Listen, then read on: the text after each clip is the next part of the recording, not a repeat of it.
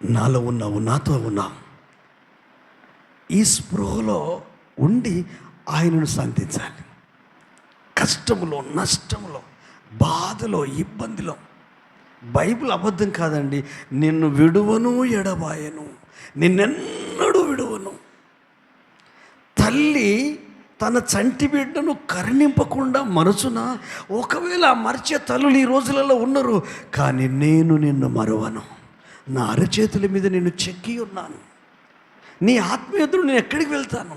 ప్రతి చోట, ప్రతి ప్లేస్లో ఉండి, ఒక మందిరంలో దేవుడు ఉంటాడండి చెప్పండి? ఉండడు. ఎక్కడ ఇద్దరు ముగ్గురు కూడుకుంటే వారి మధ్యలో ఉంటాడు ఆయన నామంలో. మందిరం మనం అందరం కలిసి ఆరాధించే స్థలం. హల్లెలూయా.